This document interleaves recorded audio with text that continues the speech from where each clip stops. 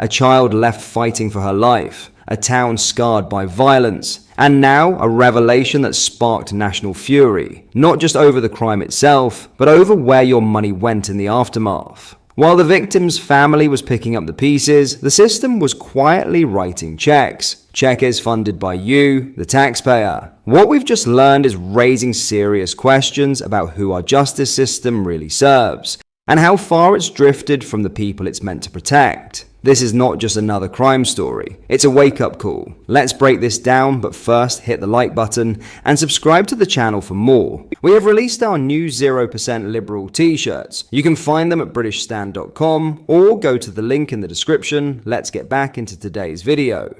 It's one of the most disturbing stories to emerge from Britain in recent years, and today we bring you details that will leave many of you sick to your stomach. A 7-year-old girl, stabbed 33 times, left fighting for her life in what has become known as the Southport atrocity. And now, as the inquiry into this horrific case gets underway, the public has learned something even more shocking, not just about the crime itself, but about how the system responded to the man responsible. On the first day of the Southport inquiry, the parents of the little girl, who miraculously survived, bravely took the stand. They described how their daughter, despite being stabbed more than 30 times, fought like hell to stay alive. She lost her entire blood volume, every last drop, and yet thanks to 2 emergency operations at Alder Hey Children's Hospital in Liverpool, she survived. She shouldn't be here, but she is, and she's a fighter. The man accused of this atrocity is Axel Rudakabana, the so-called Southport killer.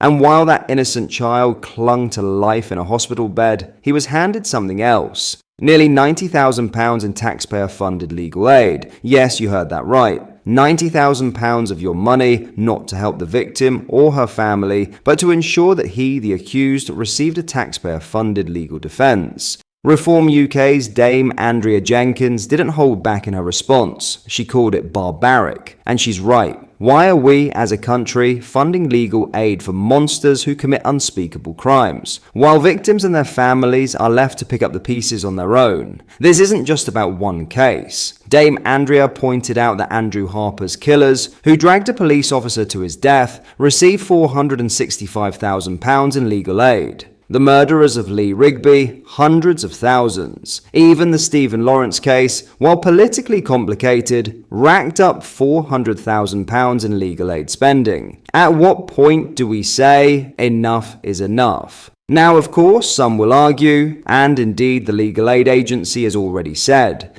that none of this money goes to the defendants themselves. It's paid to lawyers, they say, to ensure a fair trial. And yes, in a functioning justice system, even the worst individuals deserve due process. That principle exists to prevent abuse and to ensure convictions are safe. But here's the problem. The scale of this spending is grotesque, especially when the evidence is overwhelming, and in many of these cases, the defendants only plead guilty at the very last possible moment, dragging out the process, delaying justice, and driving up legal costs in the process. And who foots the bill? You do. We have a justice system that is more concerned with protecting the rights of offenders than supporting the survivors. We live in a country where a 7-year-old girl, who has suffered the kind of trauma most of us can't even imagine, will grow up haunted by the violence she endured, while the man who did it gets a team of lawyers, courtesy of the taxpayer. This isn't justice, it's a national disgrace. That money should have gone to trauma care, to therapy, to long-term support for that little girl and her family, not to a man who, in the words of many, should never see freedom again. And as this story continues to unfold, it adds fuel to the fire for those calling for radical reform of our legal and political systems. Reform UK say they're the only ones willing to tackle this broken setup, where criminals are prioritized over victims, and where those who speak out about it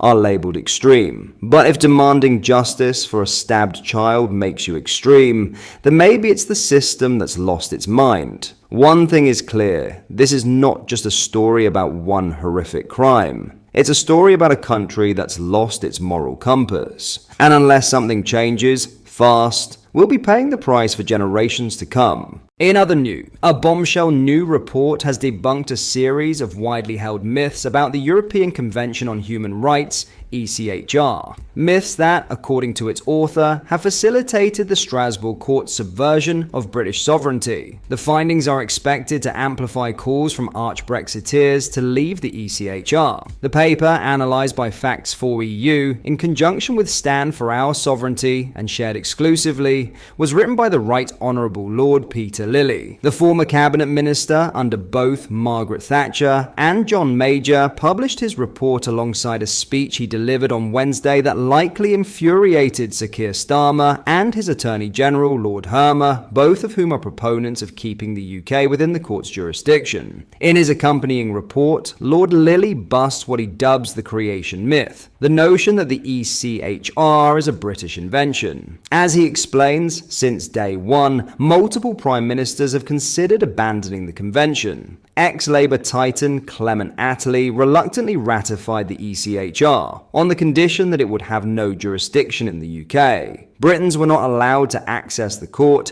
and refused to conform to its laws, a position upheld by Winston Churchill and his Tory successors.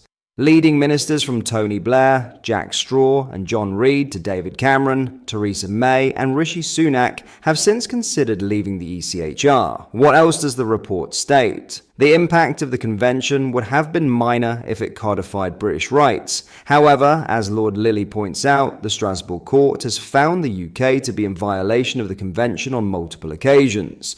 The French did not let their citizens petition for decades. Despite being signed in 1950 and coming into force in 1953, France did not allow its citizens to petition the court until 1981, 28 years after being in the convention. The French did not ratify the ECHR until 1974, 21 years after it came into effect. However, the ECHR causes more problems across the Channel, Lord Lilly claims, as the UK looks to its parliament to make the laws and amend them if the courts interpret or develop them in ways that do not reflect parliament's intentions or public values. Whereas the EU court's judgment must be applied unilaterally. An international court creating new laws and then ordering countries to enact them should be anathema to a free and democratic society like the UK, the report says. Nigel Farage calls for the UK to leave the ECHR. The UK would not breach the Good Friday Agreement or the Trade and Cooperation Agreement. Arch Remainers insist that the UK government would be in breach of the Good Friday Agreement if it withdrew from ECHR. The report rebuts this claim, outlining how Britain can withdraw from the ECHR while remaining in the Council of Europe, upholding the Good Friday Belfast Agreement,